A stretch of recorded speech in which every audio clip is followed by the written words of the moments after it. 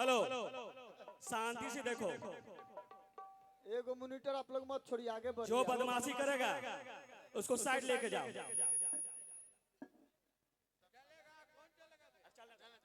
शांति से बाबू, आप लोग आगे बढ़िए। प्रोग्राम को शांति से देखो, नहीं तो फिर हमको पहचान लो।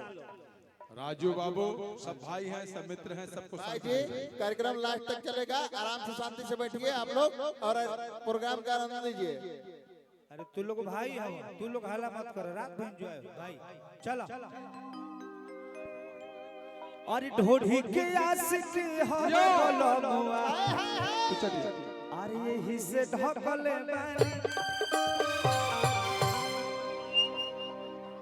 ढोलक का चाटी बढ़ावा, ढोलक का चाटी। सब ढोलक का साउंड रही, ढोलक दाहिना कि जब लिपस्टिक लगाए गुलाबी, कि तब हो जाले हमारा पहाबी। हटावे का अरे कि कब सुधरी हमारा भले बानी, कि कब सुधरी हमारा भले बानी।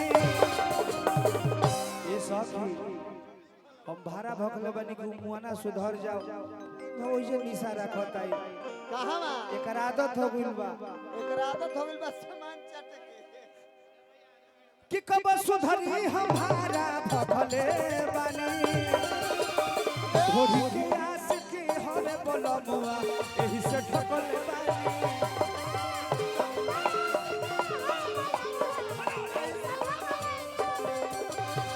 थोड़ी के आस की होले बोलो मुआ, एही से ढकल बानी।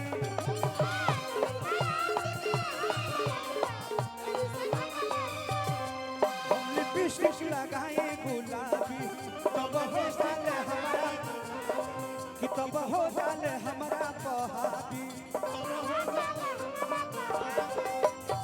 कि कब सुधरी हमारा भले बानी, कब सुधरी हमारा भले बानी। थोड़ी के आस के हमें बोलो मुआ, एही से ढकल बानी।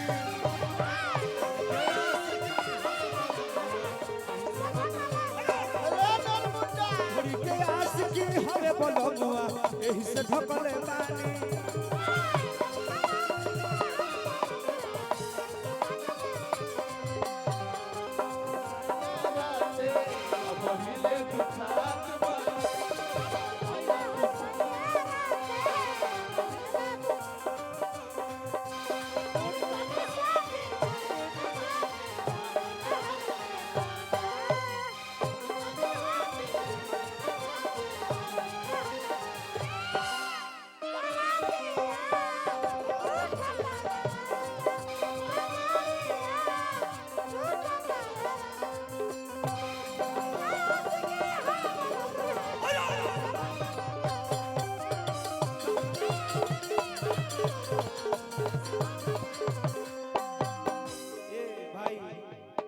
विश्वकर्मा साउथ के मालिक रवे हे सवांग ले छै अपना साथ जन्ने।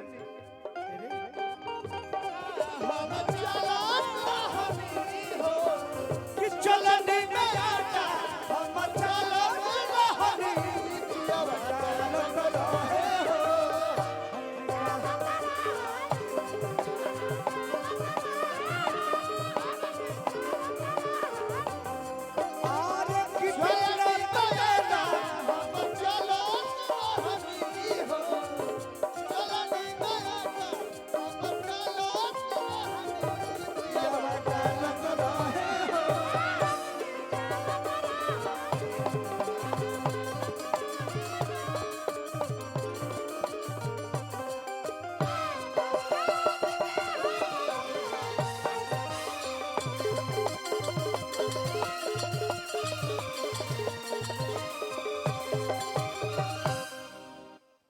जब आवे गरियावे मना करी तो पजियावे, कि जब आवे पजियावे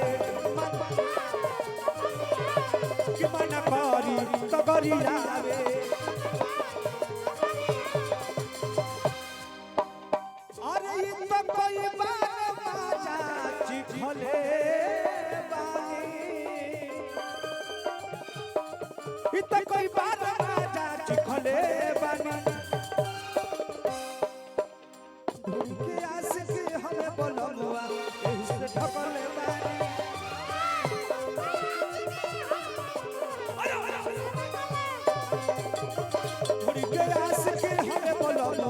यही से ढकले बानी